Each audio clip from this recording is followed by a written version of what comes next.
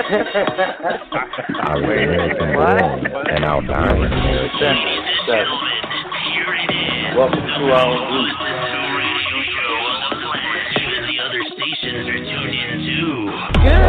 Welcome to Defenders 7. If Defenders 7 have a touchdown, and this ought to show it right here.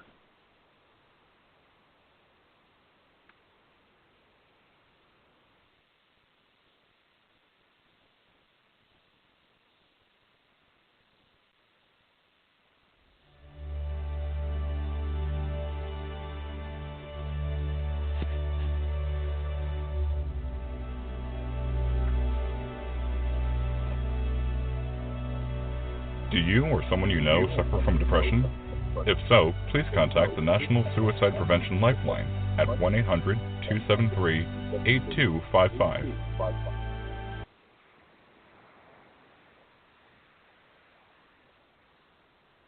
Good evening, everybody, and welcome to another Defenders 7 Monday night broadcast with your host,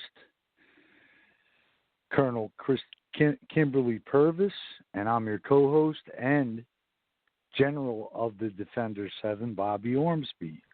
Welcome. Now, before we get on with our show, I got to read this disclaimer. The views and opinions expressed on Defenders 7 radio show and Facebook page are those of the callers and or authors and do not necessarily reflect the official policy or position of the Defenders 7.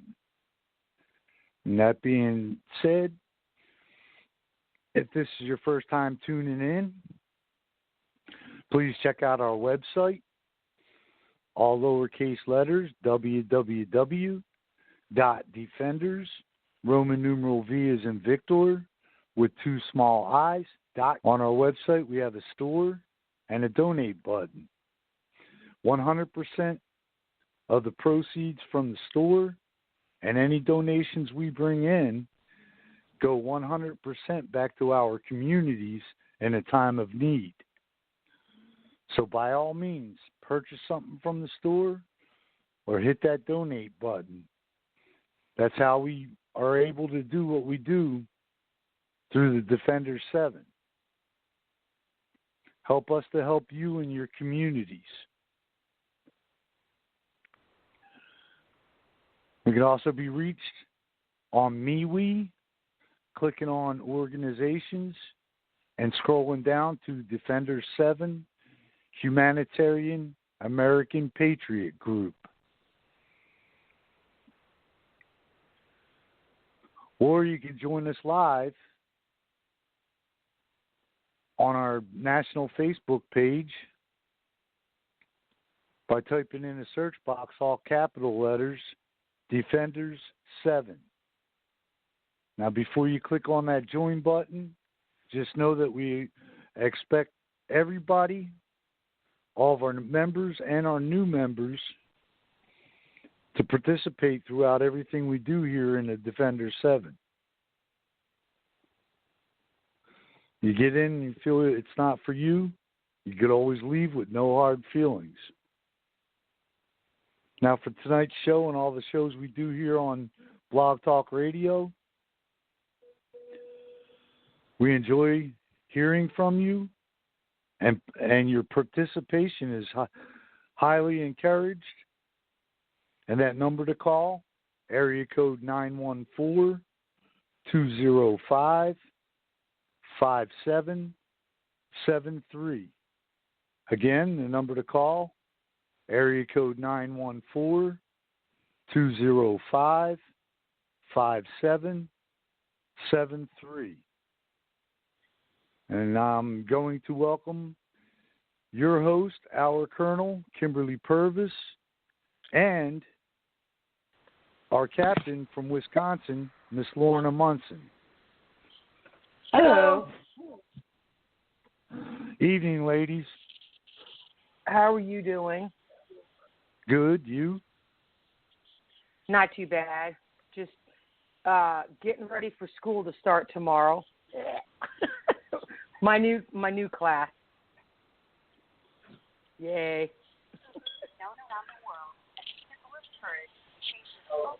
Oh, I gotta find out what it is. So how are you guys doing? Doing pretty good. Oh, good. Just peachy. Just peachy? Just peachy. Peachy. So, the subject matter of tonight's going to be quite interesting. I know last week, what I'm going to do is alternate it from history to like weather phenomena, all that cool stuff. The reason why I picked the subject matter for tonight for the history is I saw some rather disturbing videos about how students had no idea who these people were and the fact that certain subjects never happened. And it's not just students who believe that this particular subject never happened. A lot of adults believe it never happened. So the first one is Helen Keller. I'm sure you guys have heard of Helen Keller and who she was and some of what she, what happened to her. Do you guys know? Okay. Lorna? Yeah. Yeah, Okay. I think we had to do a report on it or something in school, if I can remember right. Well, Boy, back in the here's the 1800s?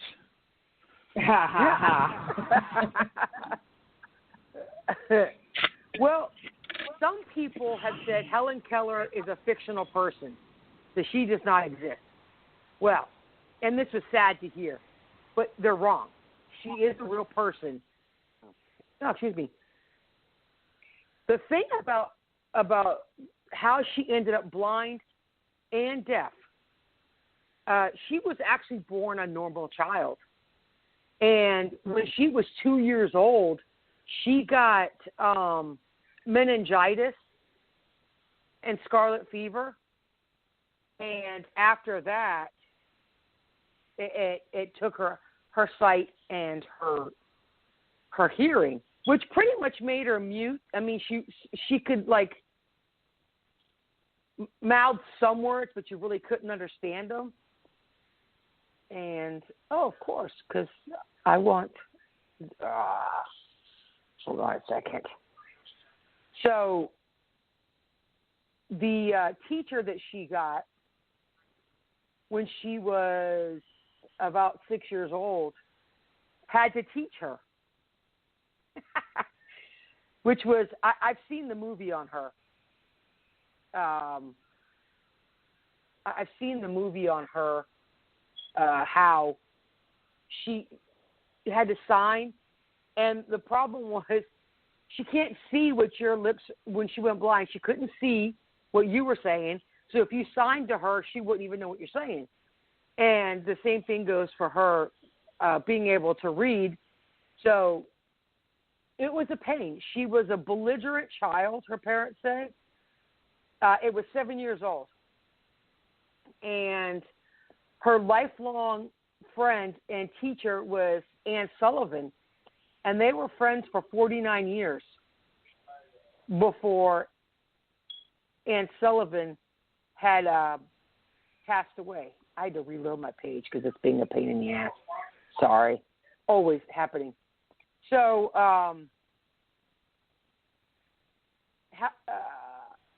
she was born June 27th in 1880 in Tuscumbia, Alabama.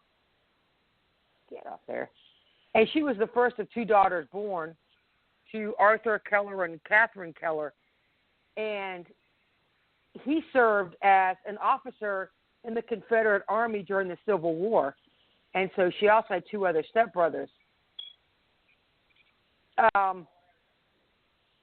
So she was born with her senses, sight, hearing, and all of that.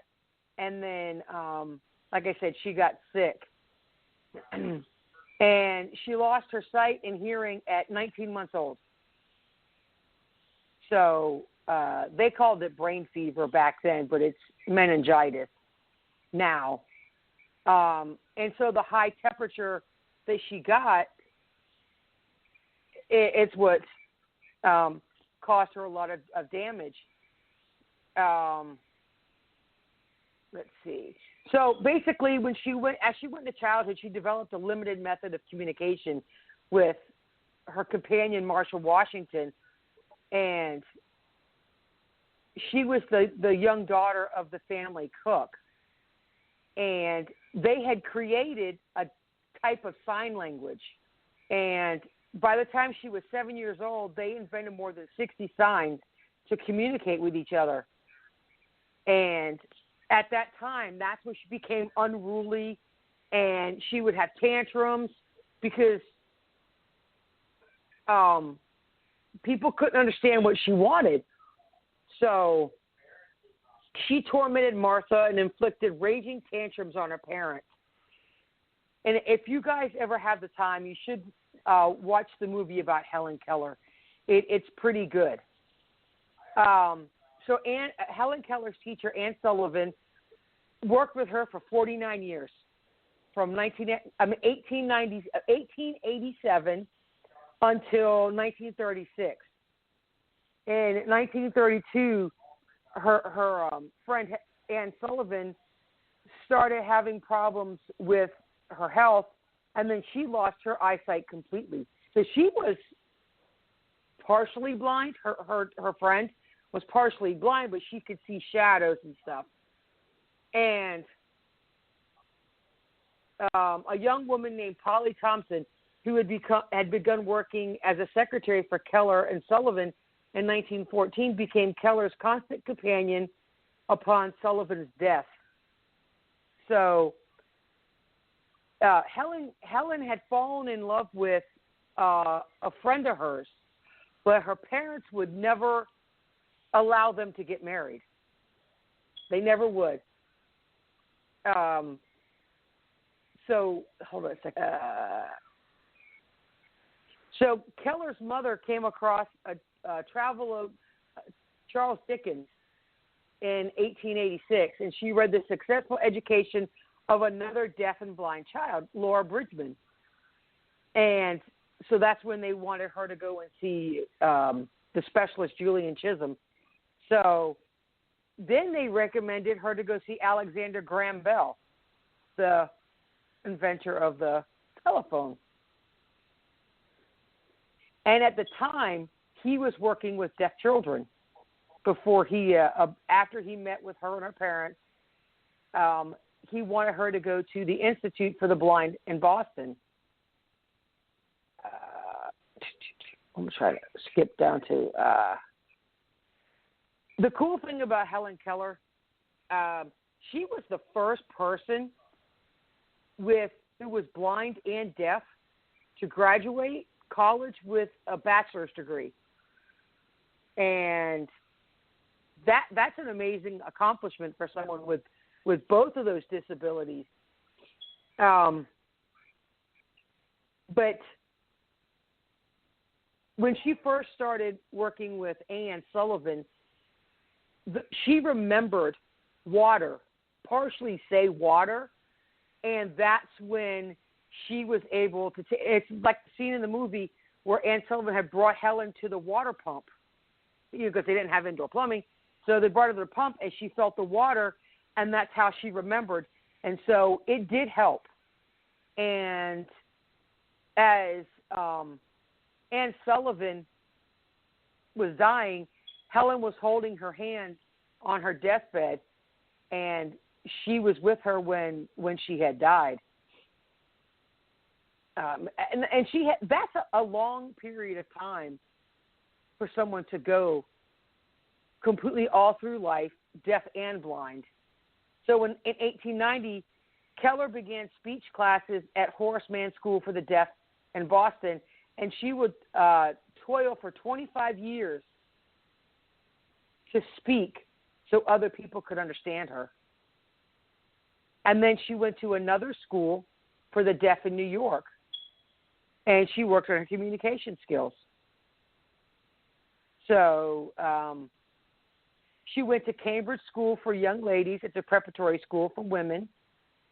And she met Mark Twain. She was able to meet Mark Twain. And Helen Keller died in 1968. She met 13 presidents in her lifetime. And the funny thing is she was a socialist, believe it or not, for 30 years. She was a socialist. And she was on the her whole life she was a socialist. She was on the FBI's watch list for 30 years. I mean, it's kind of ironic how who's deaf and blind could be on the FBI's wanted list or no watch list. But it's kind of funny, in in a sense.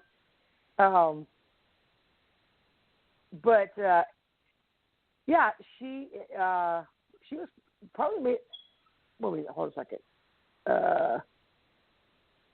She was 92 when she died.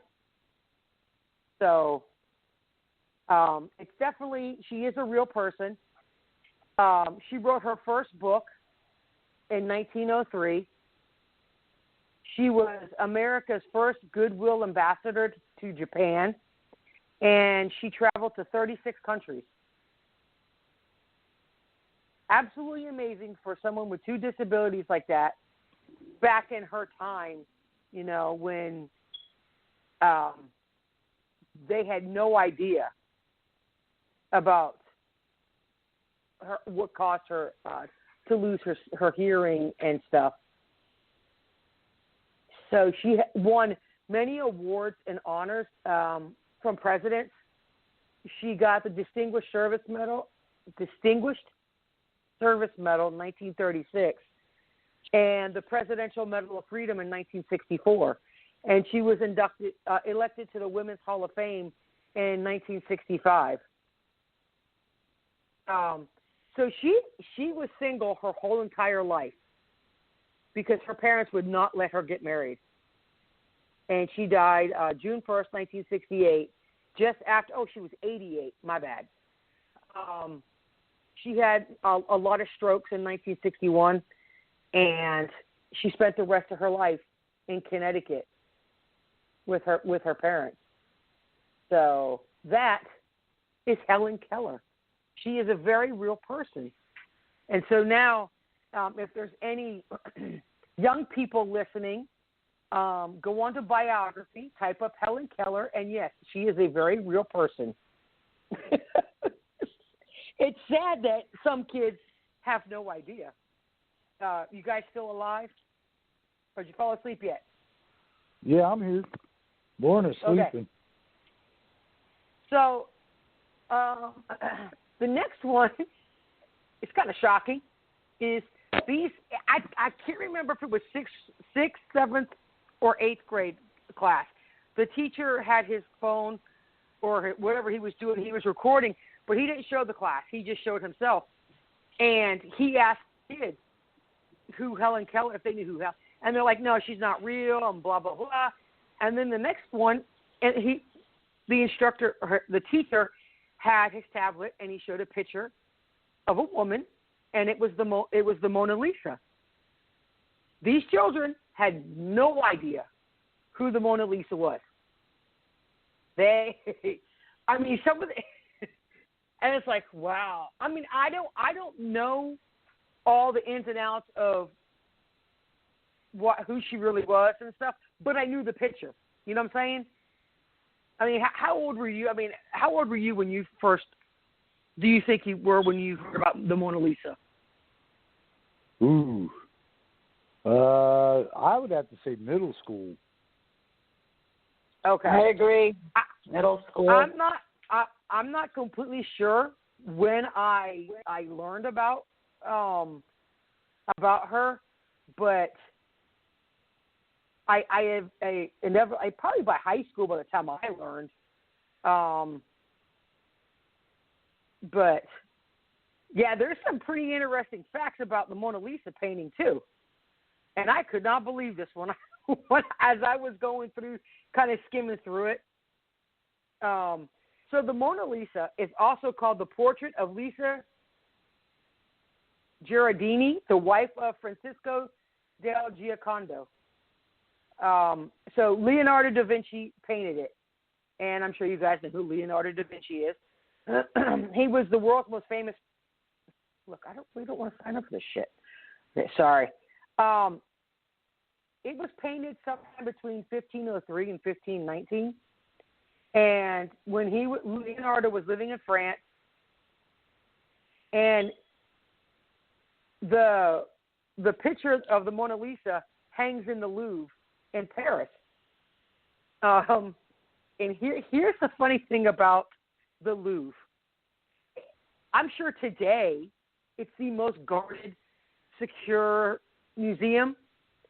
Somebody stole the Mona Lisa in 1911 from the Louvre and just kept it at home.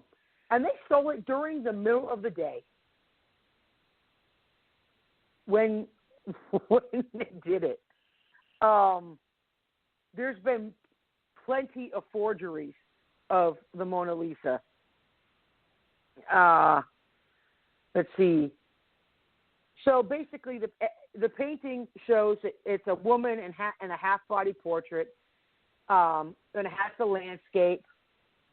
So, but they said it didn't capture his Leonardo's achievement. So I'm trying to just go to the history of it. You know, I'm not gonna sit there and tell you about how the person was who sat there. She turned her head. No, you guys don't really need to hear all that. It says there's been speculation and debate regarding the identity of the portrait sitter. Scholars and historians have posted numerous interpretations. So they don't even know if that's who the Mona Lisa was really painted after. They're not sure. They think that's who he was painting in the portrait. So the identity was first suggested in 1550 by Giorgio Vasari, and another theory was that Leonardo painted his mother, Caterina. And good old Sigmund Freud. And the thing about Sigmund Freud, he's anal. Not everything about Sigmund Freud is anal. Just understand, you know, just read up on him. He seemed to think that the Mona Lisa's mysterious smile emerged from a perhaps unconscious memory of Caterina's smile. A third suggestion that, in fact, it was Leonardo's self-portrait, feminized. You know what I'm saying? You know how you go on all of these filters, and it shows you as a baby, a woman, and a man? You know what I'm talking about, guys? Bobby? Lorna? Yeah. Say, Are you guys? Boy, cousin answer. I'm kind of worried about you two. I tried to open up a jar of salsa and it won't open.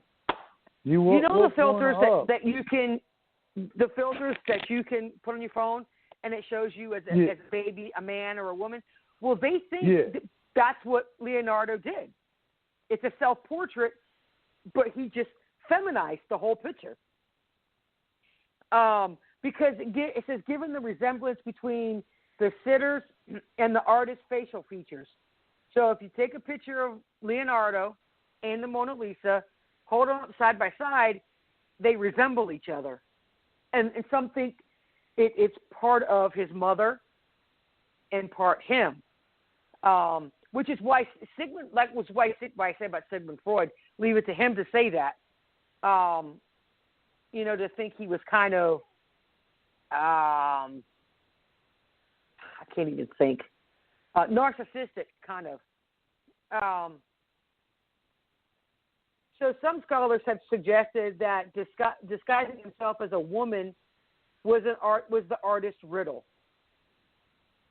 So they have no idea who this really is. They have no clue who the Mona Lisa picture really is. So they can't check the DNA because that's kind of like, really, she's dead, and there's nobody to identify. So Leonardo da Vinci began painting the Mona Lisa about 1503. And it was in his studio when he died in 1519. It took him a few years to paint the Mona Lisa, actually. And he added multiple layers of thin oil and glazes at different times. So, as oil paints, they crack, and he would fill them back in. And that's why they said that the forgeries, it's also the type of paint. It would have had lead in it, certain types of oils that's in the colors. So I saw this movie about art forgeries, and they discuss that. So French King Francis I, in whose court Leonardo spent the last years of his life, acquired the work after the artist's death, and it became part of the royal collection.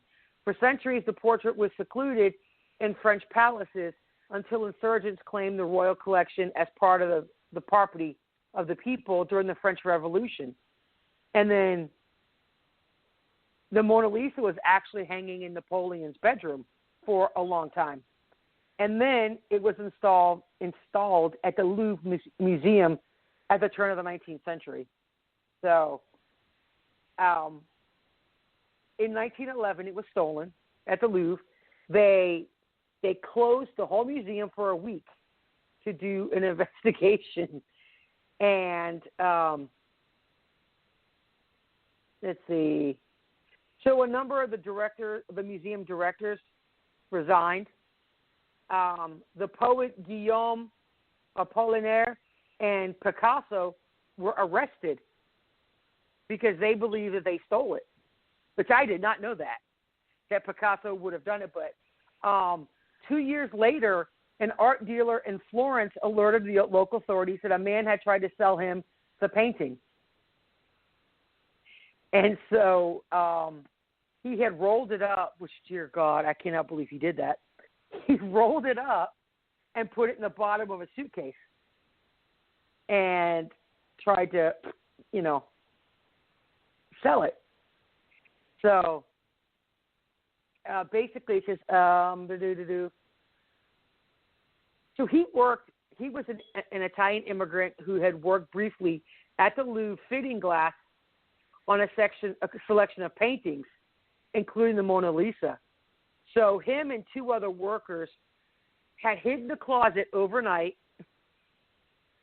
So apparently it wasn't stolen. See, one article said it was stolen during the day, but they were there overnight in the museum, and at first thing in the morning on August 21st, 1911, they ran off without suspicion of stealing the Mona Lisa. So it was returned back to France. During World War II, the Mona Lisa singled out as the most endangered artwork in the Louvre, and it was evacuated to various locations in France's countryside, and it had returned back to the museum in 1945 after peace had been. So during wartime, they took the Mona Lisa and just transported her everywhere there was no fighting, and then they brought it back. It did come to the United States in 1963, and about 40,000 people a day came to see it in the Metropolitan Museum of Art in New York City. For 6 weeks that it was in the United States, about 40,000 people a day, people went and saw it. They said it's in pretty decent condition for how old it is. But like I said, it's covered with a bulletproof case after several attacks on it in 1956. It damaged the picture itself, not the casing, but yeah. So, I mean, it's been the most, like I said, it's been the most forged painting ever. So the influence of the Mona Lisa on the Renaissance and later times has been enormous, revolutionizing contemporary portrait painting. Not only did the three-quarter pose become standard, but also Leonardo's preliminary drawings encouraged other artists to be more and more freer in their paintings. So thanks to him and then other artists, and they use a lot of their paintings to go by. So,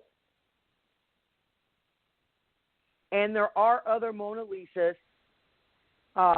There's about a dozen of them, a dozen replicas. And a lot of his students had painted them. So that's why they're also out. And then today, a lot of people have tried to replicate it and things like that. So there you have it, guys. The Mona Lisa, and nobody really knows who the hell she is. They actually put a picture of him on the website, and it shows a picture of him, and they put the Mona Lisa on top of it, and the resemblance is astounding, actually. So, okay. You guys still awake? Huh? Bobby. No, Lorna's sleeping. Well, I need you guys to cough every now and then, or grunt, groan, make a remark. It's just because what happens is I'm like, did I get cut off? You know how we get kicked off a lot, and I'm like, do I have to repeat myself? So yeah. No, guys. Every now and then. We like hearing you repeat yourself. I don't. Okay, so this next thing about history. Okay, and I gotta laugh because I'm waiting to get banned for this on social media because I began to get into an argument with this apparently ignorant 16-year-old about Hawaii, and I'm gonna hold on. And what he said. So, yeah, I had to laugh. So I had to laugh at it. So I did not know Hawaii's flag is it's a red, blue, and white, and red striped flag with the British flag in the corner where the stars would be. So that's Hawaii's state flag. But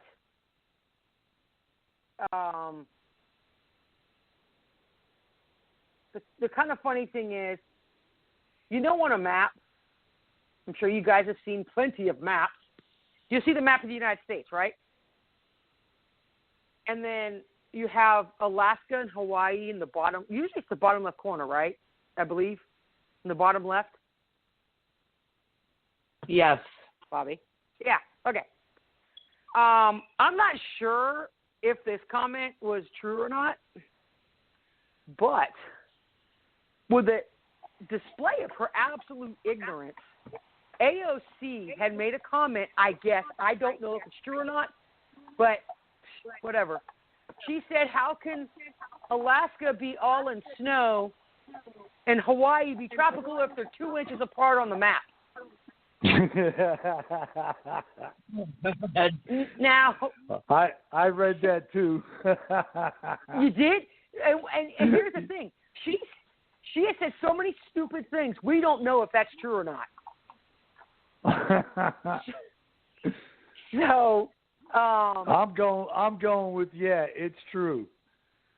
Yeah, I'm really starting to believe yes. Okay. So the argument that this 16.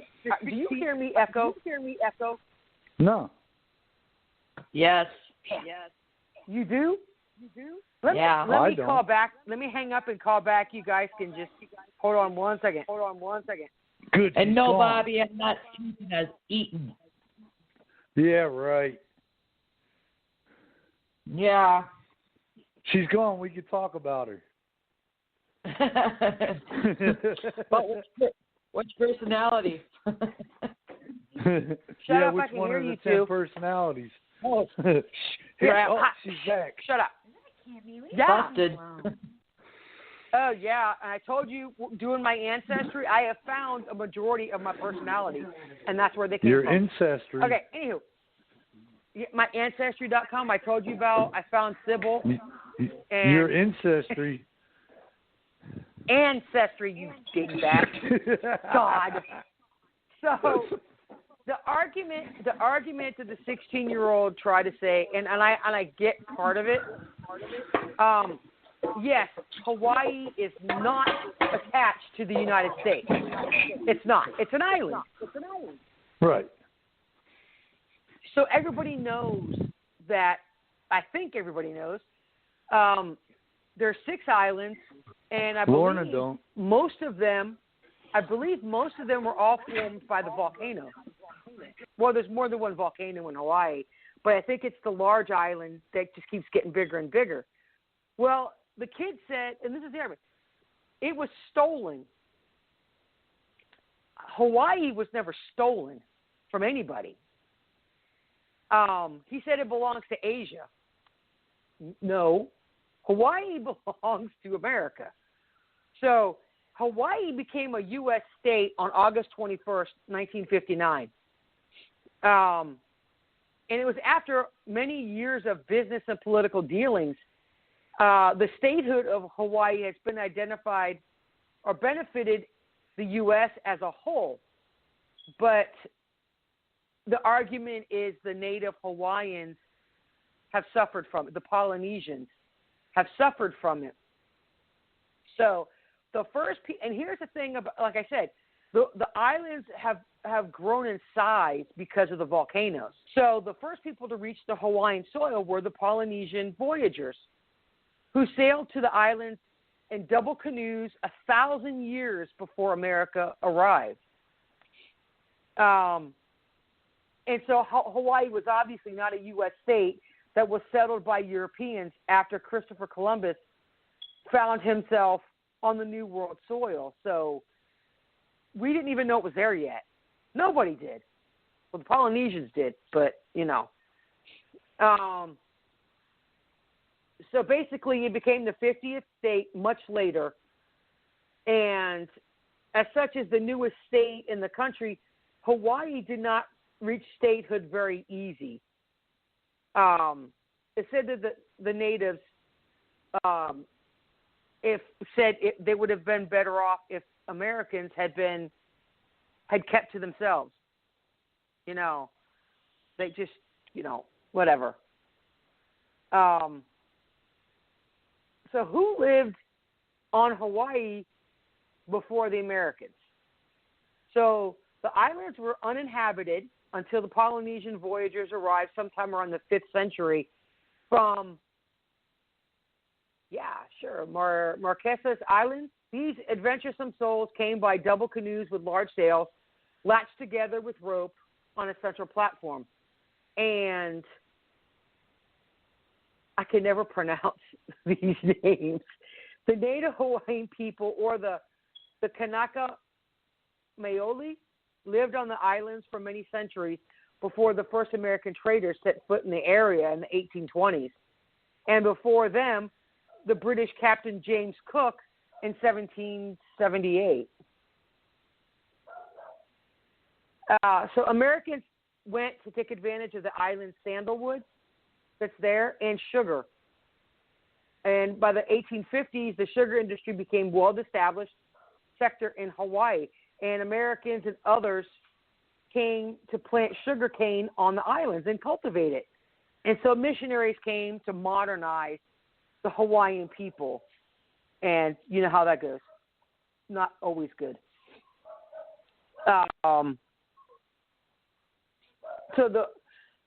This did a lot to change the traditional politics, economic, religious, and cultural ways of life in Hawaii. So some would argue that this was an opportunity to lay the path to bring the people of Hawaii into the future. And some say it was the beginning of the end. So they've always had a king or a queen ruling Hawaii. So in 1840, King Kamehameha III was stripped of his authority and a constitutional monarchy was established. And the king actually did it. It's not like America went in and said, no, you're going to, you're going to change and you're going to be part of, that's not how it happened actually, because he wanted to modernize Hawaii himself. So the next few decades, the sugar trade in Hawaii continued, and it put them into several treaties from the U.S. from the 1840s to the 1880s. And eventually the presence of Americans in Hawaii became so strong in 1887, the U.S. made Pearl Harbor. And in 1891, his sister, Lilu, I can't even pronounce this. I'm going to butcher this name. It's Lilu Kalani, I think that's how you say it. She ascended to the throne as queen, and after her brother had died. And so she wanted to take complete control. She's like, screw this. We're going back to the way it was. And she refused to recognize the Constitution her brother had put into place in 1887. And then by 1893, a coup was staged by Sanford B. Dole, who was born in Hawaii, and others. So maybe it's not a good thing a woman's in control of a country, because she went power crazy, and she wanted it to be the way she wanted it to be. And so those who supported the American sugar trade did not like the new queen and her ways. So a coup was staged. Sounds like, So she was overthrown, and Hawaii became a U.S. protectorate. And then everything got a little dicey. So the new group, led by Dole, then tried to annex Hawaii. Through most native Hawaiians did not support the annexation. It didn't happen. Not yet. It wasn't until 1898, when the Spanish-American War broke out, that the U.S. Congress approved the formal annexation of Hawaii for strategic use of Pearl Harbor. So in 1900, it became a formal U.S. territory, and then finally in 1859, it became the 50th state.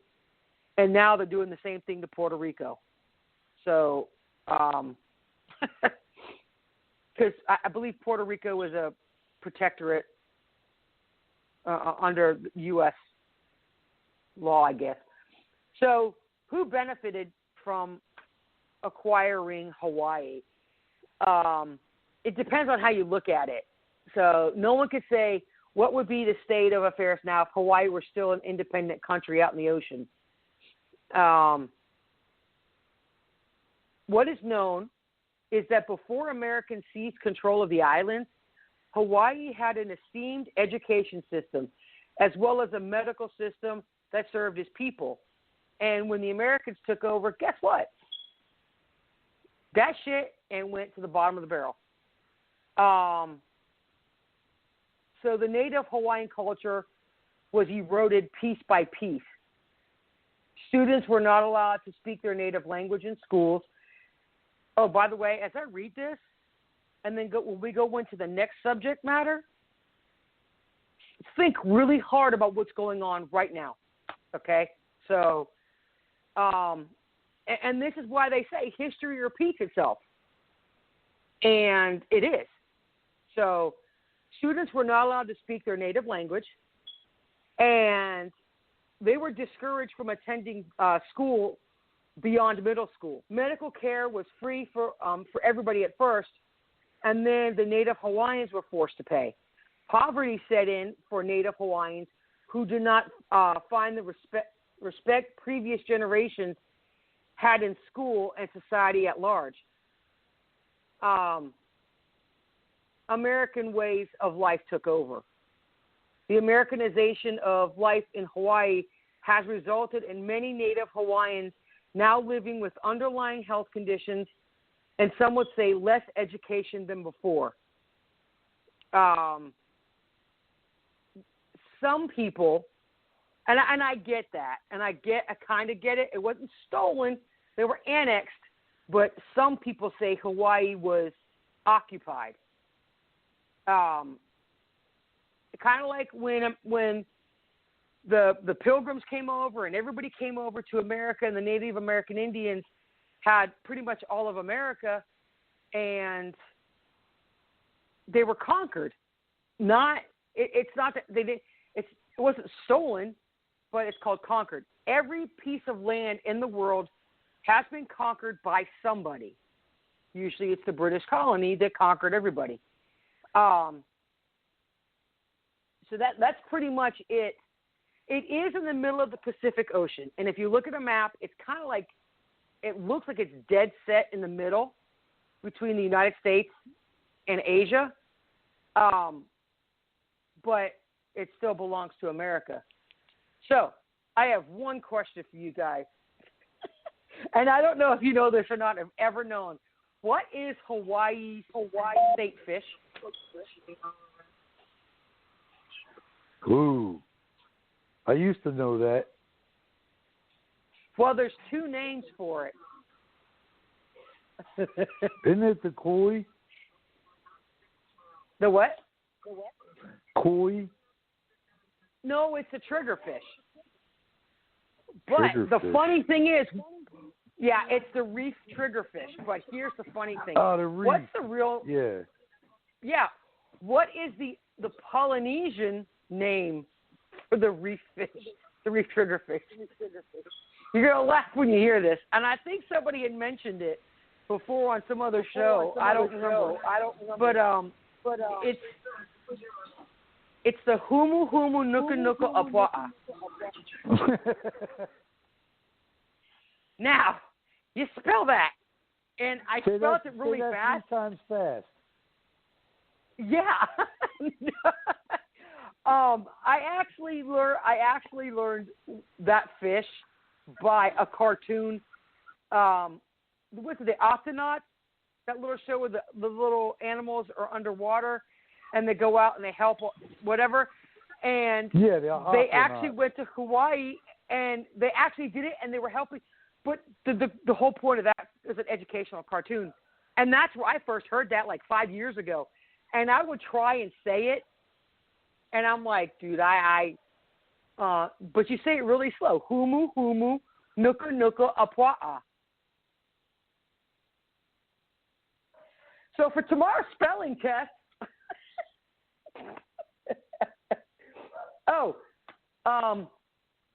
if you take 60 Hawaiis, if you just push all the islands together to make it one island, you could take 60 of them and fit it into the state of Alaska. So one, that's how small Hawaii is, or that's just how damn big Alaska is. And the other thing is, the largest state in the United States is Alaska. It takes up about 3/4 of I think it's 3/4 or at least a half of America. And a lot of people thought it was Texas was the largest state, but it's not. It's actually Alaska. So this last thing is another heated topic amongst a lot of people. The Holocaust. So let me get to. I have to delete all my tabs and then come back to them. So, because now I'm sure you guys know that the Holocaust did happen, right? You don't dispute that? Yeah. No, I'm just asking because some people do. Some people say the Holocaust never happened. It was just some BS, and which it was not. No, it wasn't. Yeah. So the word Holocaust is from the. Oh, listen here. I might as well join the History Channel. Jeez Louise. It comes from the Greek words holos, which means whole, and kostos, burned, and was historically used to describe the sacrificial offering burned on an altar. Since 1945, the word had taken on a new meaning, new and horrible meaning, and the ideological and systematic state-sponsored persecution and mass murder of approximately 6 million Jews, as well as millions of others, including the Romani and intellectually disabled, dissidents, and homosexuals. I did not know that. I just thought there was a few other people, but I didn't know that the Romani people, by the German Nazi regime between 1933 and 1945. And a lot of the Holocaust and what Hitler did, you have to pay attention to this as well, because if you think about it, and I know a lot of people know what's going on, a lot of people who migrated from Russia to the United States and Cuba and I don't know where else, they left because of communism and socialism. And it's coming to America. Well, actually, it's already here. So what I'm going to go over kind of covers how Hitler did what he did. And it's happening right now. And people need to wake up and listen and pay attention. The anti-Semitic Nazi leader Adolf Hitler said Jews were an inferior race, even though his mother was a Jew.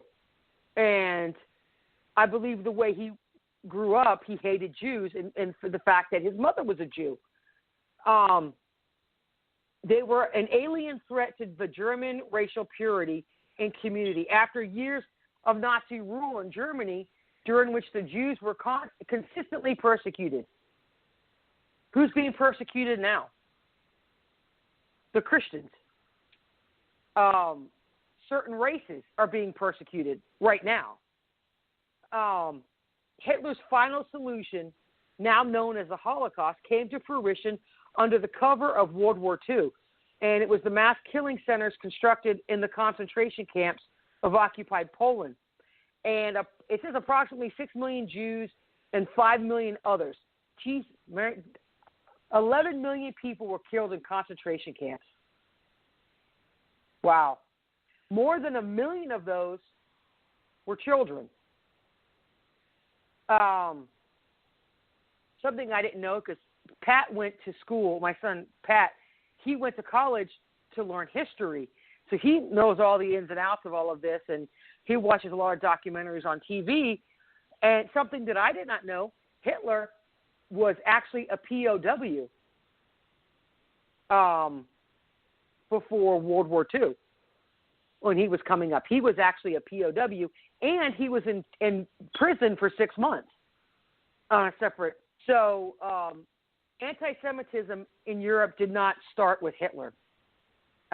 Through the use of the terms itself, dates only to the 1870s, where the hostility towards the Jews long before the Holocaust. Everyone pretty well knows the Jews have been they've been slaves from biblical times all the way up to the Holocaust. So if anybody wants to talk about slavery, go talk to the Jews because they know all about it. So back in Jerusalem is when they went into, they started having, were slaves, and they forced the Jews to leave Palestine. And then the Enlightenment during the 17th and 18th centuries emphasized religious toleration. And in the 19th century, Napoleon, I was going to call him Neapolitan, Jesus. Napoleon and other European rulers enacted legislation that ended long-standing restrictions on the Jews. So it stopped for a while.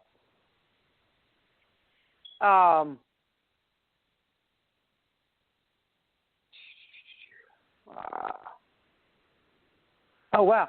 So did you know that even in the early 21st century, the legacy of the Holocaust endures? Government and banking institutions have in recent years acknowledged their complicity with the Nazis and established funds to aid Holocaust survivors and victims of human rights abuses, genocide, and other catastrophes. I didn't know that.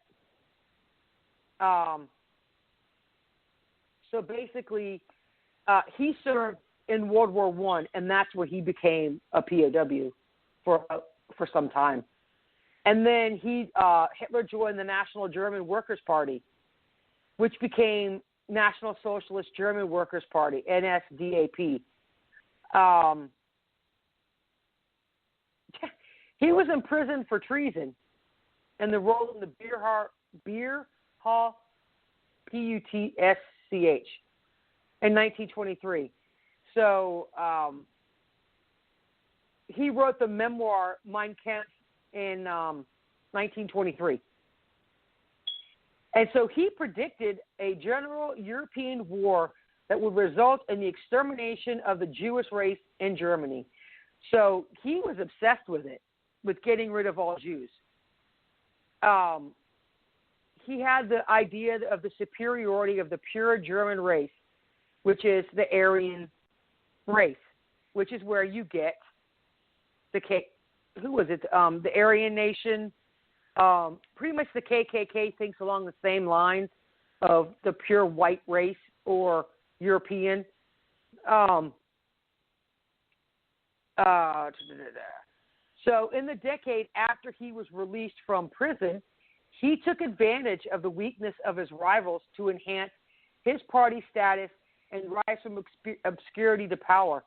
So in 1933, he was named Chancellor of Germany after President Paul von Hindenburg's death in 1934. He anointed himself as the Führer of Germany, which is the Nazi Revolution from 1933 to 1939. Now, here's the thing.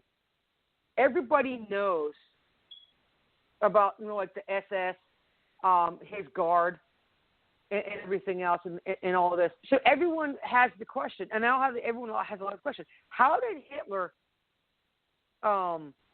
convince the Jews to go into the concentration camps? And Pat enlightened me on a few things. But what do you guys think? How do you think he convinced the Jews to just do what they did? Give over all of their personal belongings, their paintings, their art, their jewelry, their crystal, and then inevitably go to concentration camps. What did he do? What do you think he did, I should say? He did the same thing that the Democrats are trying to do to us. Which is? Control. I know you know, and I know, but I want you to tell everybody else. Yeah. Perfect example, COVID-19. Yeah, but also, if you, and this is what he was telling me, because of course he went to school for this,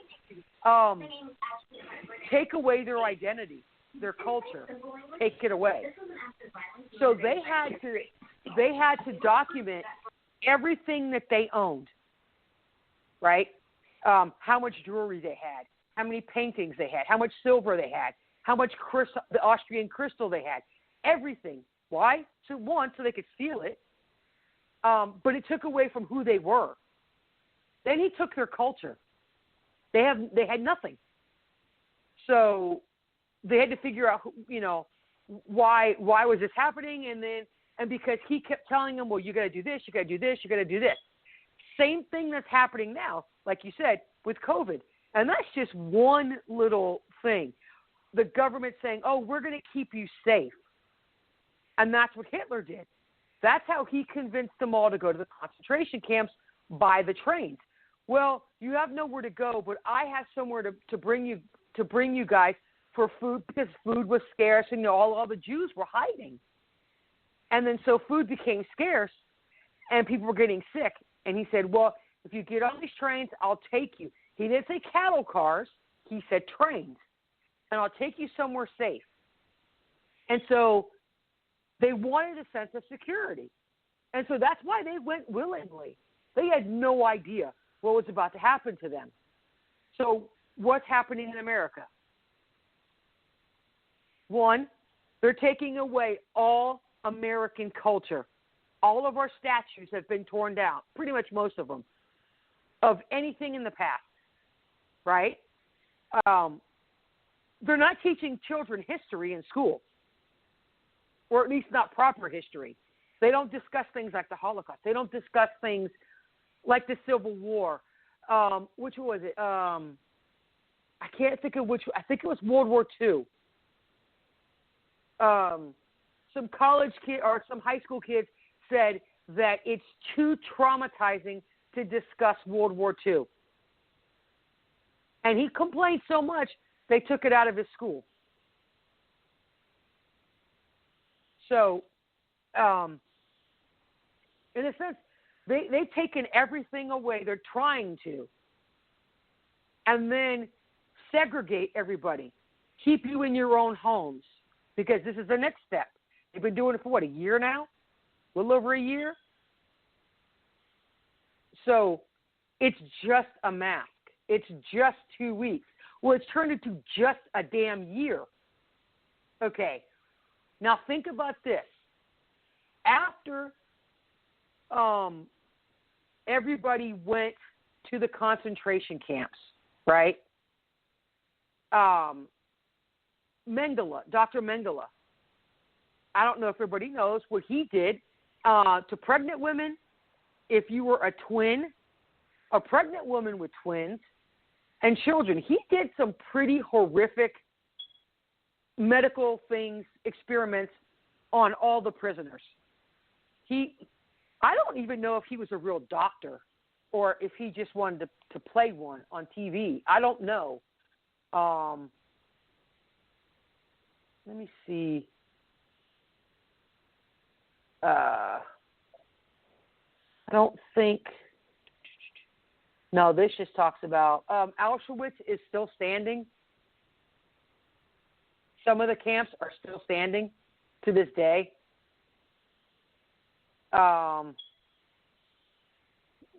It doesn't have. I will post this if everybody wants it. But anyway, he did a lot of horrible things. So,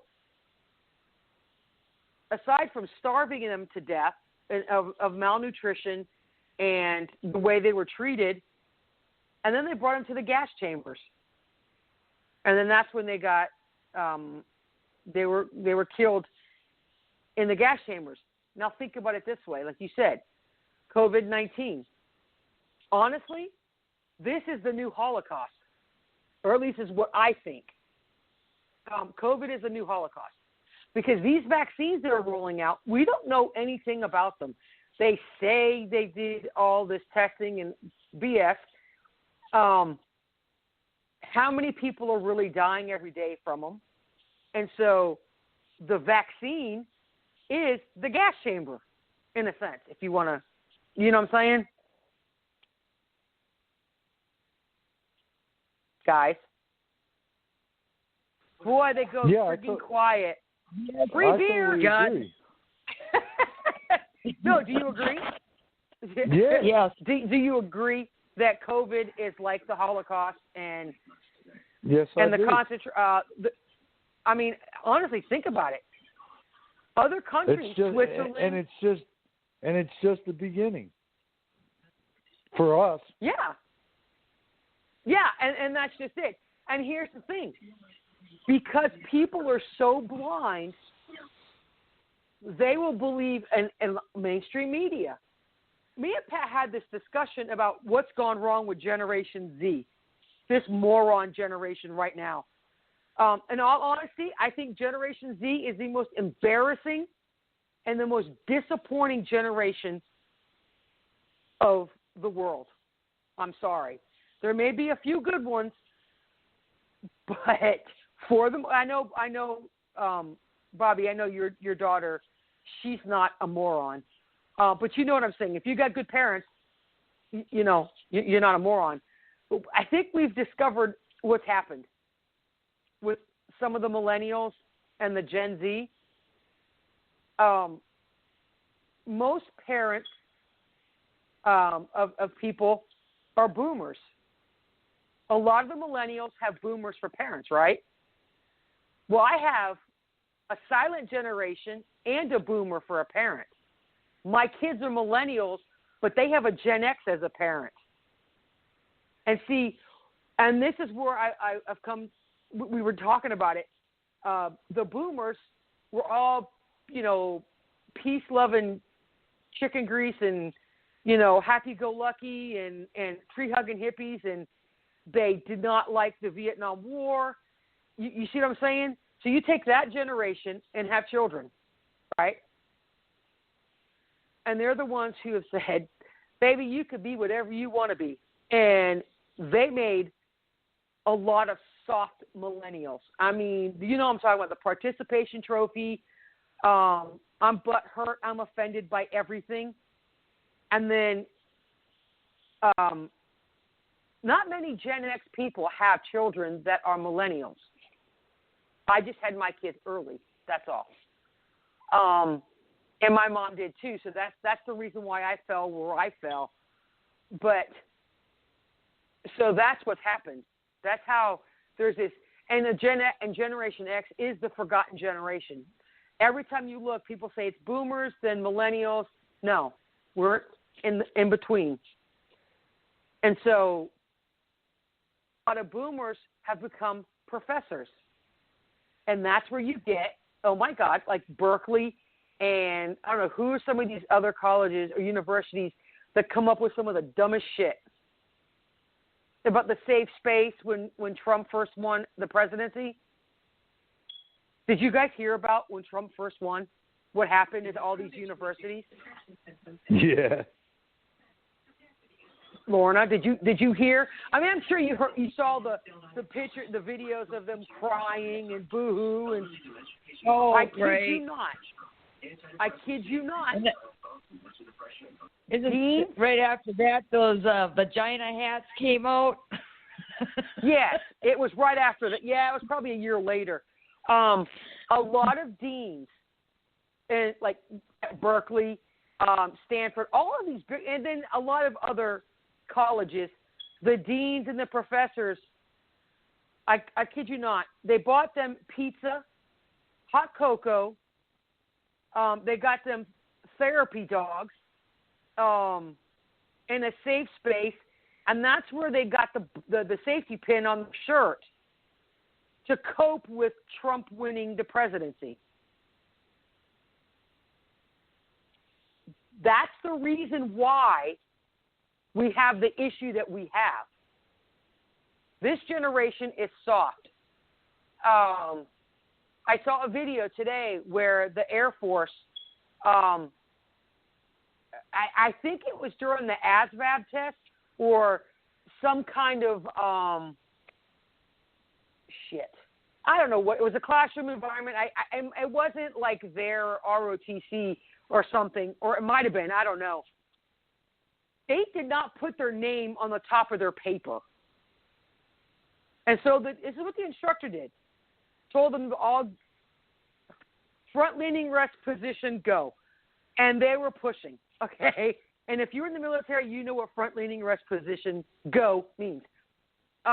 Just push till I get tired. So he posted this video. I kid you not. Do you know what the kid said? Or whatever 18, 19-year-old said? That's embarrassing. Do you know what that does to someone's self-esteem? Yeah, means dumbass, don't do it again. In the Army, I don't know about you, Bobby, in the Navy, but in the Army, if someone's a dumbass, they punish the whole unit or the whole platoon because you're stupid. And then you did not get punished. You stood there and watched everybody else get in trouble, and that will break the cycle of stupidity. Now, I don't know how you guys did it in the Navy, but that's how we did it, or it was done to us. Bobby.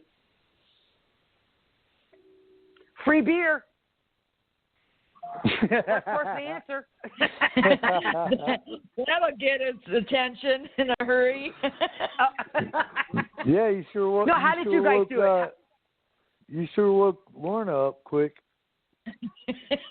No, seriously. How did you guys do it in the Navy when somebody screwed up? Blanket party. True. But did they get the whole class punished? Like when you're on your basic. I'm talking about basic training. That's what I'm talking Everybody about. got punished. Yeah. Yeah. Oh yeah. Now once you get to your duty station, if you're active duty or whatever, no, the individual was punished. But in your training, everybody got punished. Yeah. But and this kid said, well, that's just embarrassing. Yeah, and I said, you know what the problem is? You're soft. Boo-hoo. Cancel culture is the biggest. Cancel culture is what's going to kill America. Inevitably, it is killing America. I've seen, and what I have to do is when I see videos, I see posts, I have to scroll right on by. Because what's going to happen is I'm going to open my big mouth, say something that's going to make them butt hurt, and then I get banned from social media. And I don't know how many times it's happened. I think I'm on parole right now. I got rid of my Twitter account. They took all of anybody that was following me on Twitter. I lost them all. I have none. I mean, I only had a couple hundred, but they took all my followers. Haven't had that happen on Facebook yet, but that's how you get people in line to do what you want them to do. And the lockdowns, it's just another thing. No, you got to stay in your house. No, you got to stay in your house. Now you got to get a vaccine. You know, if you want to buy food, I saw an article somewhere. Crap, and I should have copied the article. They were saying soon it's going to happen. If you do not take the vaccine, you cannot go to work. You cannot go to the grocery store. You can't go to department store, nowhere, unless you get a vaccine. So, and right now, Biden is attacking the Second Amendment, and they're going to try and get rid of it. So, and I think it was they took the guns away. The Germans, they took the guns away from the Jews and everybody in the country. They took them all away. It was the first thing they did. Then they took their freedom. Then they took their belongings. They took their identity. And what are they doing here? Americans have no culture. Or let me rephrase that. White people have no culture. Because if you're black or Asian or Hispanic, your culture can run rampant. They do not care. But white culture has been taken out. It's gone. So, dwindling down, and everyone's allowing it because, we don't want to offend anybody.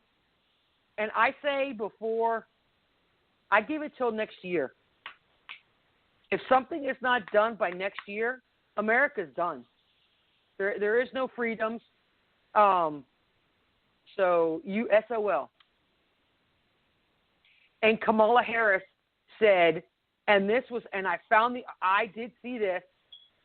It was not just a tweet. It was an actual article, and it was a speech that she had made that veterans are too dependent on the government, and she was going to do whatever she could to take our checks away from the government. She said, we didn't deserve it. We didn't do anything to deserve getting a check from the VA and all that crap. That's the next attack on veterans, besides calling us terrorists anyway. So that is all I have for – there's probably a couple other things that we could go over unless you want to talk about other stuff.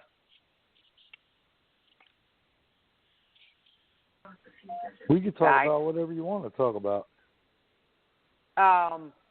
So like the statues, right? Was it not Lincoln that freed the slaves? Yep. Last time I checked, that's who it was, right? So why did they take down all the statues of Lincoln?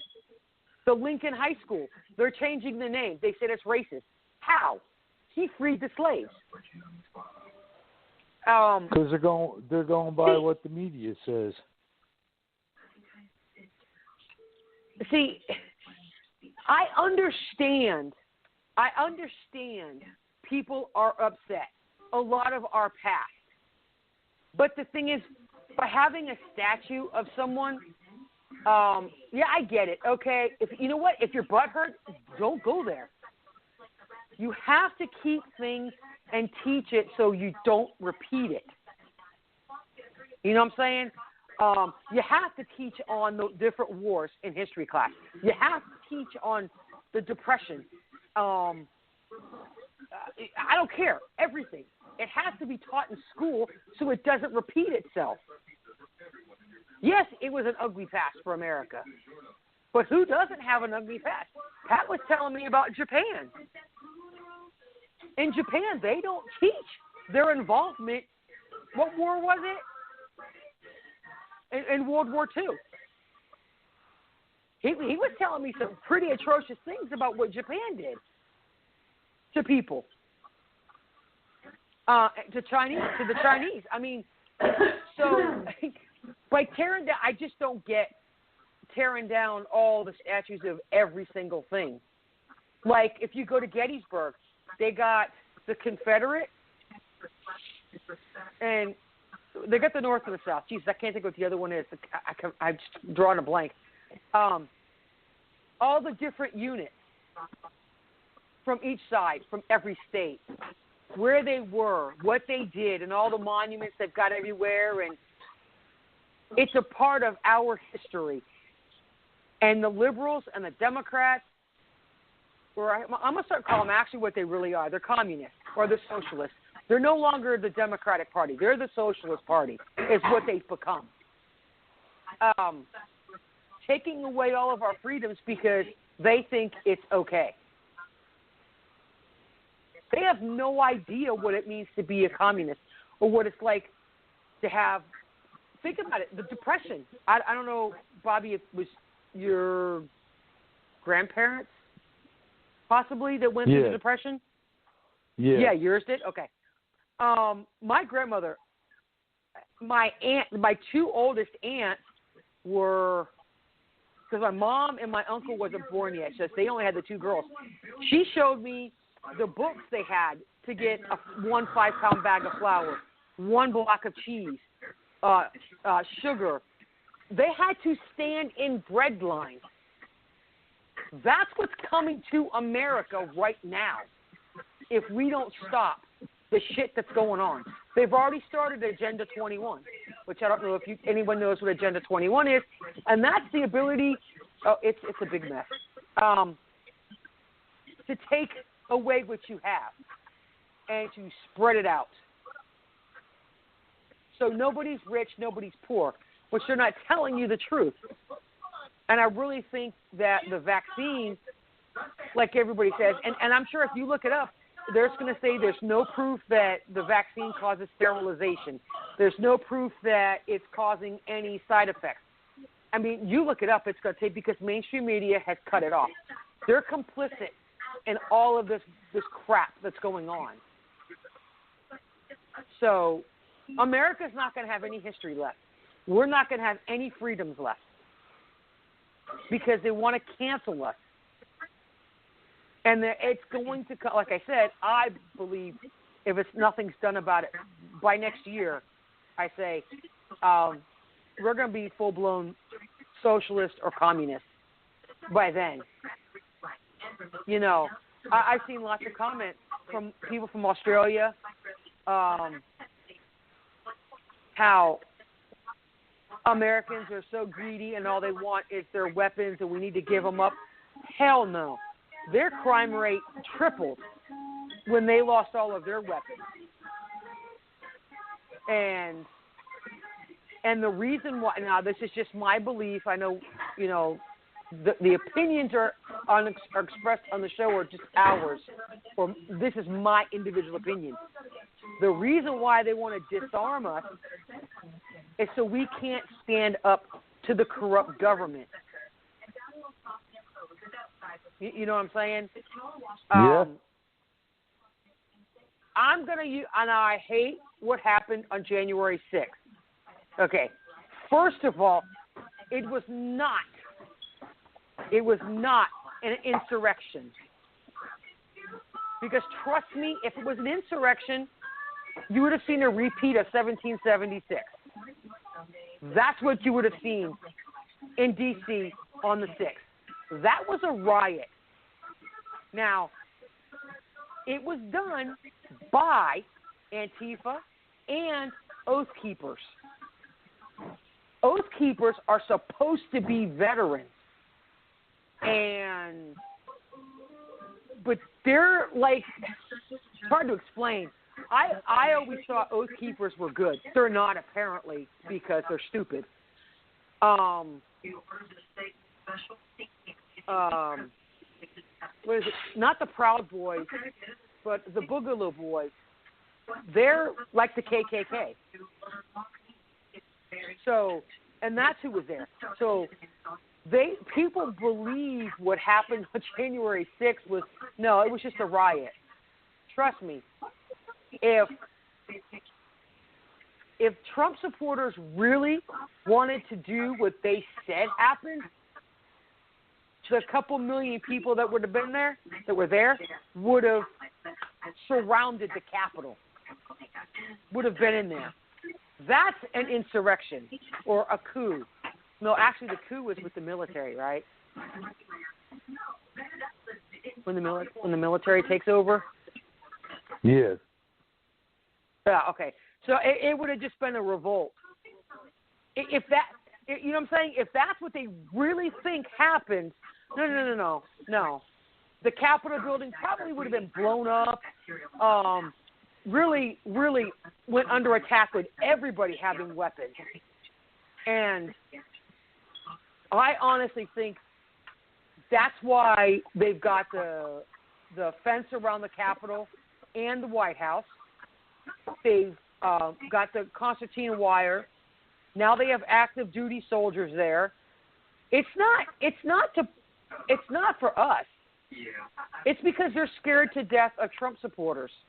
And the Democrats, they believe that Ted Cruz, Hawley, and all of them, they're like, I'm bringing my gun. I don't give a crap what you think. And they won't go around. They go right around metal detectors. They get fined, $5,000 if they don't go through it. But they honestly believe, and this is how brainwashed they are. They think that the Republican congressmen are going to kill the Democrats. That's how brainwashed they are. So, I don't know. What do you guys think about, honestly, about what happened on the 6th? I said it when we first talked about it a couple shows ago that it was all the Democrats and those that got paid is the ones that showed up. Yeah. And those that don't believe that are just brainwashed from the socialist media.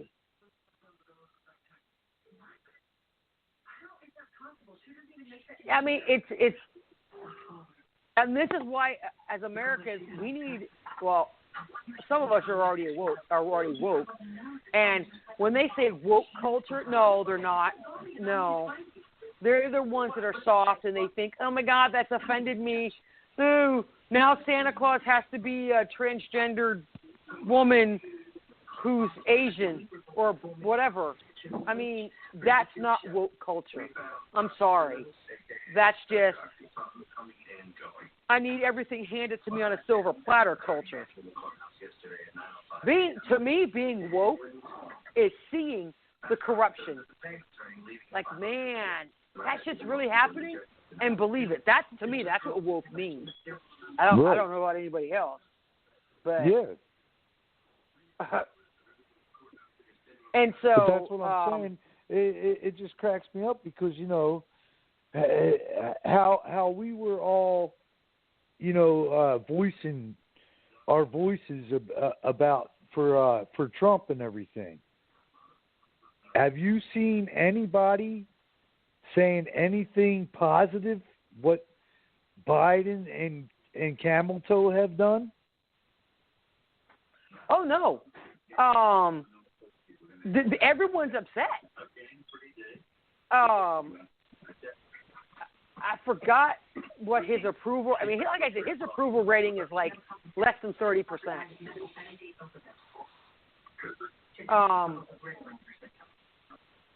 Let me see if I can find it. Probably gonna be a lie.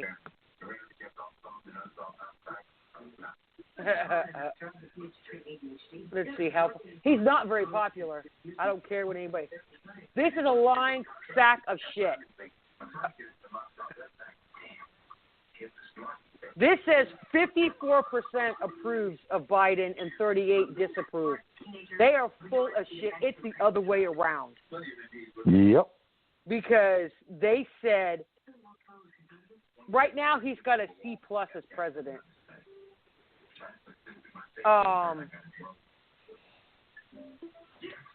Right now it's almost 50-50. The Rasmussen poll. Yeah, I don't, and that's liberal coverage on him. Of course. But oh wow, they got the approval rating from Harry S. Truman all the way to Trump. But here's the thing: he has signed over 50 executive orders in his first month. And he's just signing away every freedom that we have. He undid one of Trump's orders for the pharmacies, for the insulin and the EpiPens and all of that. Biden undid it. So because he did that, insulin has gone back up. I know someone who was paying like $60 for their insulin. Now it's back up to $600 because Biden did that. Their goal, socialism's goal, is to take everything away from you and you'll be happy about it. Because the government will take care of me. The government will take, and that's why they're getting ready to sign that $2 trillion stimulus package. Again. For what? Open the country back up completely, and you won't need to. And now, there's over almost 1 million jobs that are gone in less than a month that Biden's killed. In less than a month. Which is pathetic in itself. I mean, so America will never recover that. We won't, not unless we get Biden out. And Harris. You got to get rid of both. You can't get rid of just because Harris is worse than Biden. But like I said, guys, pay attention to history. Question everything. Don't just take what you hear as okay. You know what I'm saying? If someone shows you a pen and it's blue, right, and they tell you this pen is green, and you just blankly will say, okay, it's green. You have to question everything. Somebody who was it? I think it was Biden had made the comment that critical thinking is a waste of time. You have to have critical thinking. You have to. You don't have to be belligerent with people when you question something. Say, that don't sound right. 2 + 2 is 4, not 6. 1 + 1 is not 3. And Common Core math will tell you it's 3. Crap, I failed. Huh? I said, crap, I failed. Now, there is one thing that I will tell. What was it? Is a square and a circle the same thing? What are you going to say? Are they the same thing? They're both shaped. They're both shaped. higher than a kite. No, are they? Now, this is some logic, I swear to God. And I looked at it, I'm thinking, holy shit, they're right. Is a square and a circle the same thing? No, of course they're not. And they're like, yes, they are. And I'm like, okay, how? Look at a square. A 90-degree angle, a 90-degree angle, a 90-degree angle, and a 90-degree angle is what? 360. What is a circle? 360 degrees around. Square is a circle.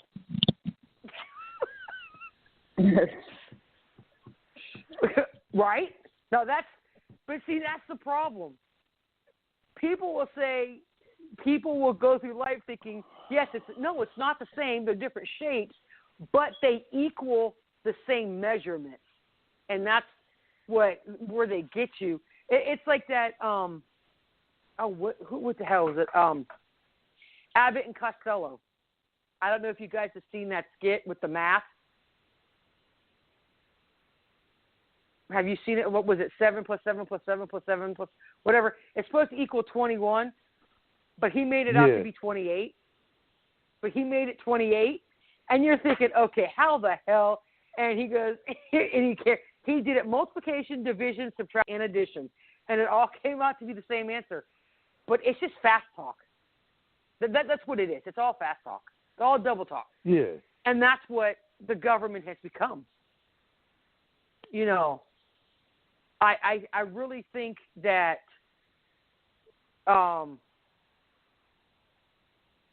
the government is now pushing to keep churches closed and force the ones that are open to close. Christianity is the next target. We cannot allow the government to, and I'm not saying go out and be violent, right? No. There's better ways of doing things until that time comes. Because we can only put up with so much crap before we snap. I don't wear a mask. I refuse. I refuse to wear a mask unless it's to the VA hospital because there are actually sick people there, and and that's the only place I'll wear a mask.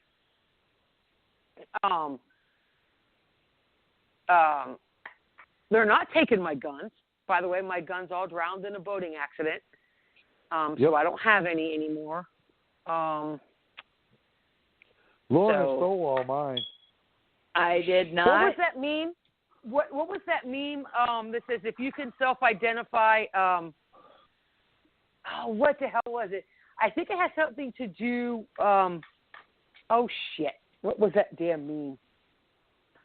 It had to do with guns and ammo. And then somebody says if you could identify, probably had to do with the transgender or I'm a unicorn today or whatever. I'm gonna have to find that friggin' meme because it was so funny. How it talked about gun owners and stuff. And the lesson that everyone has to understand is this: guns don't kill people. People kill people. Okay. Yes, there have been mass shootings, but look at the people who did them. They were mentally unstable, and don't you even say it. I don't even want to hear you say it, Bobby. I know your brain was going there. But these people were truly, I'm talking, if you're a paranoid schizophrenic, no, you do not deserve to have a gun. You really don't. Because you don't know when you're going to snap. Well, you got 10 personalities. I don't know how the hell they're allowing you to have one. Because each one has one. So, yeah. I was just going to say that, probably because you have one. That's like the joke. If you have 7 guns and Biden and Kamala come and take 5, how many do you have? I got 39. 50. No, 39.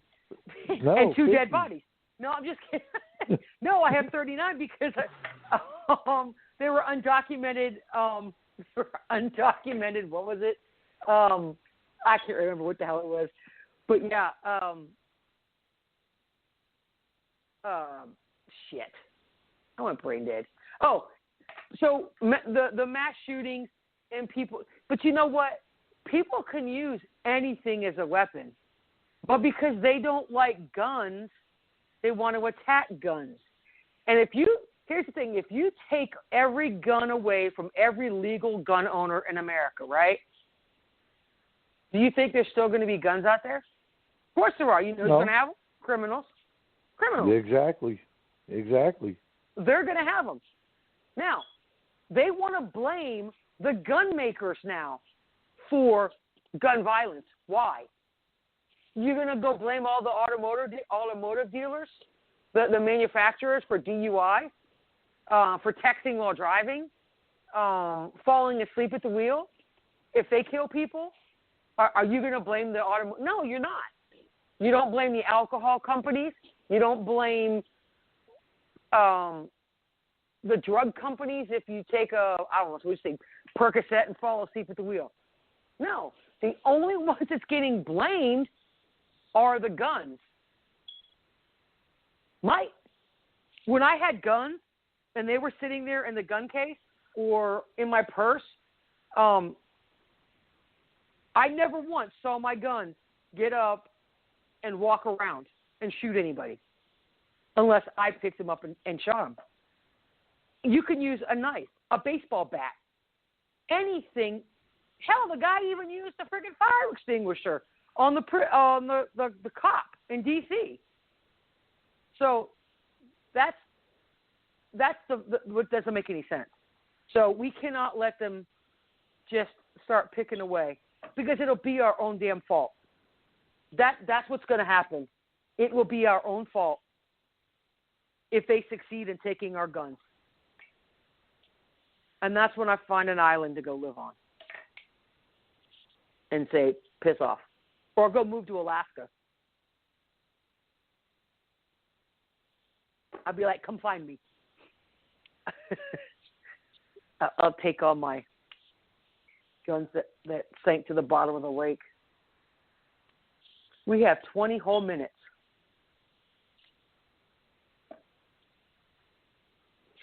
What happened to Saturday's show?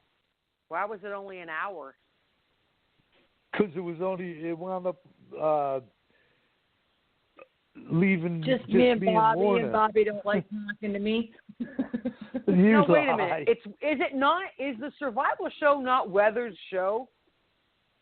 Yeah, but he works on the weekends. Oh, we may have to just move it. Yeah. Because or pre-record it, right, and just have it Saturday show. You know, now that I'm going back to school, I got tonight's, tomorrow's, plus school, and I'll try and get on Thursday nights as much as possible. If not, just listen to it. But I've got like I told you, I said I got the YouTube channel. It's up. It's been verified for the Defender 7 for YouTube, and now we can go live, and we can either do. I don't know how we would do that though. Have the show for YouTube and for Blog Talk. Unless we took the audio. Could we take the audio? Doing a live show on YouTube. Is that what you're talking about? Yeah. Yeah. Because that's why Pat started your own YouTube channel. But there's a way you can link them together to show whoever wants to host the show. Your host would be on the show, and then everybody else would be on there like on a live thing on Facebook. Have everyone comment like that. Yeah. It would be like that. But so we're we going to take the live audio and put it on Blog Talk. So we would have to see Bobby's mug? Yeah, and mine, but, you know. Or we could just do something totally different and just do it live or whatever. And like I uploaded a video. I mean, I could do that and just do the same information. The only difference is we wouldn't call in. That's the only thing. Right. Right. But a lot more people are on YouTube. We just pick a different day to do, or a different day and time to do YouTube. Yeah. I don't care about doing the YouTube. It doesn't bother me. I mean, because like I said, Monday nights, I'm going to have my Monday, my assignments are due on Mondays, plus my responses to my other classmates. But I could do the responses anytime before that. I could do it over the weekend, so it frees up Monday, and have my assignment done over the weekend, and then my Mondays will be free for just tonight's show. And then Thursdays, I have discussions that are due. But if I have them done during the week and I post them by Thursday, I just have to free up. You know what I'm saying? Have more time. But we could also do Friday and have, or pre-record Weather's show, the survival show, on, just pre-record it and put it on Saturday like we normally would. The thing about the survival, I know we've we have beat it like a dead horse on a lot of survival stuff. Yeah. There's a lot. I'm getting a lot of survival stuff on Facebook, all of those links. Maybe we need to just look at some of those, go over them, and he could do some of those. You know, like the pot we were talking about, me and Hinkle, that pot, I forgot what it's called. Shit. You take the big canning pots or the big 2-gallon pot and you put the sand around it and you cut a hole in the top. I posted it in things like that.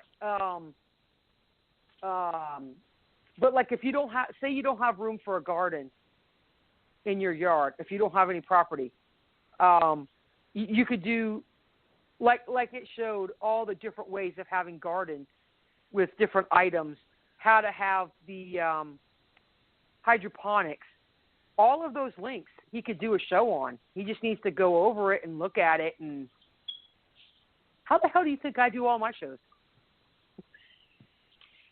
I am not a plethora of all of this knowledge now. I research and I have the web links open and I read them. Right. So I'm not as, no, but some people are like, oh my God, how do you know so much? I don't. I really do. Well, some of the stuff, the older you get, the more you remember and things like that. But honestly, it's just like last night's show. You know, I found a website and I went with it. Yeah. So I mean that's the way you go. I mean, and so people don't understand. You can actually read, and I've done it word for word, but all it is on how you read it. So I'll let my secret out, guys. I'm not a genius, borderline genius. I'm borderline Einstein and Dahmer. Borderline personality. Okay, for those who want, the question about Ancestry.com. Okay, yes, there's a going joke. I have 10 personalities. I don't. I don't know. Some days I feel like I do. My doctor has questioned it. So we have a running joke with the names of my personalities. It's Cheryl. It was what the hell was it? Cheryl, because like on the commercial, Cheryl says someone wearing a Hershey shed. But I don't. So it was Cheryl, Sybil. Shit, I'm drawing a blank. Karen. For Carol Baskin. Lorena for Lorena Bobbitt. And so the funny thing is, I actually did my ancestry, not incestry. We actually have a Stoker, like Bram Stoker Dracula. We have a Jekyll and Hyde. Yeah, I thought that was hilarious. But yeah, and so now the joke is, and we have a Sybil in our family. So I'm looking for a Lizzie. Oh, and I have a Lizzie in the family. That was the other thing I was telling you about. So yes, all my personalities have come from my family. Oh crap. On one side. And I'm part Native American Indian. On my grandfather's side. So no wonder I'm so damn mean. But yeah. Don't give me that look. My son is in the kitchen giving me this look. I swear to God, if you ever heard us two talking, you would never think that we were mother and son. You'd think we hated each other sometimes. He calls me. Yeah, he does. He says, no, and this is a relationship I have with. Well, I know at least with my two oldest. I'm working on the younger one again. He'll call me an ass. I'll call him an ass. Or something stupid. I don't know. We just make fun of each other. And in the grocery store, if we go in together, and I think this is the reason why he won't go in with me anymore, or at least for the checkout, I'll tell him, what is the last thing I said? Don't include his shit with mine. I don't know who the hell he is. And the cashier would just look at me like, are you serious? So, yeah, I'm just a homeless woman that lives with him. He denies me to all his friends at work. I mean, this is the shit that we do. And his friends is a straw. I'm telling you, Bobby, he fits in great with the group, especially in the staff room. Some of the shit he says, oh my God. I mean, where do you think I get some of the shit that I say to Weathers? It's from him. Right. It's from him. When Weathers snaps, I don't know who the hell you are. What was the he's the one who made those memes. This was last year. The memes of Weathers. What was it? Yeah. We were living in West Virginia. Yeah. The one with you took and Weathers blamed me for that shit. He blamed me for it. Huh? Oh, the Weatherman? Oh, yeah, he took the Batman costume and put it on Weathers and said, I'm Weatherman. Yeah, let's see how much. Oh, we got about 5 minutes left. I know we've touched on this subject a billion times, and we'll do it a billion more. Laughter, guys, is one of the best things you can do. And that's what we do a lot of, if you haven't noticed. In the group, on Telegram.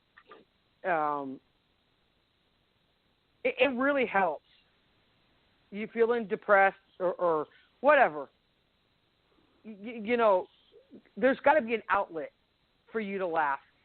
And sometimes it may be dark humor. It may be dark humor, which sometimes is kind of, wow. I did that to Hinkle, and he thought it was, he's like, wow, that went dark. And I asked him a question. I said, I'm sorry, guys. Yes, this is dark humor, but guess what? I was around when this happened. What does NASA stand for? I remember what you said. He answered. Yeah. He gave the actual answer. I'm like, need another 7 astronauts. Right. That's what it stands. But see, that's what I'm talking about. And so I have found I could go on like TikTok. They got some pretty bad some people that just tell jokes, right? And there some are dark humor, and they're like, wow, if you laugh, you're going to hell. Things, but it helps a lot because especially if you're at that point, if you're at a low point and you need someone and you don't have anyone, there's always a way to make you laugh. Doesn't matter who it's from. Exactly. You know? Follow me around for a day, you'll be laughing your ass off. Yeah, well, that's why we keep learning. That's why we keep learning Weathers around. Weathers. Entertainment purposes only. You know what? How much does Weathers own us? Oh gosh. For his friendship membership fee. Yeah, right. Yeah, he owes us. Me and Hinkle came up with it. This is when we first started because he just would run his mouth, and we're like, he had a word limit. Every month he had a word limit. How much he had to pay for every word afterwards. Oh, I kid you not. It was like $1 a word. He had a free 1,000-word limit for $29.95. His friendship membership fee was like $49.95. Asking stupid questions. I'm like a kid, Lorna. We had so many things that we said, dude. When he sold his house, we're like, "Where's our money? We want the money."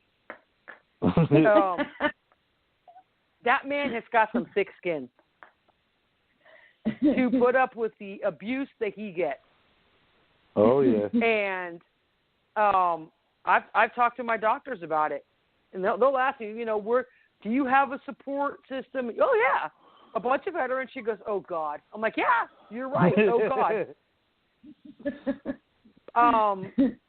Honestly, think about how veterans talk to each other and how civilians talk to each other. And then there's totally me. Different worlds. Then there's you. You've been adopted into the whole. You got to have thick skin. You got to be able to dish out the jokes, huh? Lorna corrupted us. I did not. Damn drunk. Always just. Yeah, I tell you. Always talking about, and then, But I mean, it's funny, and like I said, I've been at home. The house is totally quiet, and we'll get on a run. Oh my God! And I'll bust out laughing. And when we lived in West Virginia, it was my friend he's back in Virginia. He's like, "What the hell is so?" Oh my God, the guys. All I gotta say is the guy. They know. And in all honesty, there are times I know I put my foot in my mouth and I will say some of the dumbest shit. Everybody does. And so one person catches it when you open mouth, insert foot. When you open the door to that dumb comment, that's it. You're bait. And Just put up with it. That's all I do. I'm like, yeah, whatever. I'm a professional at that. We know. Sarcasm it runs deep. And sometimes it's hard to read sarcasm in texting. Yes, it's hard. It is. It's like everything has more than one meaning. And so it's like, did they mean it this? And so does punctuation, by the way. That's very important in life. Punctuation. I forget to do that. I'm horrible at that. All right, we got 3 minutes. Go ahead. It was another good show. Always, Tim. That's why I like us doing them. Oh, me too. I try to get. And Lorna, thank you for calling in too and participating. Yeah, I'm waiting for my check. You get a participation trophy. And as far as the check goes, you got to chase Weathers down for it because he still owes us. Oh yeah, I'm gonna figure it out. 2 years. When is our anniversary coming up, right? Or do we pass it? We That's passed January 19th. January 19th. Was it really? Yeah. And we didn't do anything? I know. I totally forgot. I totally brain farted on it. I thought it was in February when we officially really started. No, we started. The actual day was January 19th, 2019. Oh, wow. Wow. We're doing pretty good. Because that's when all of us were completely out of the other group. Yeah. We've gone through some growing pains. 90 seconds.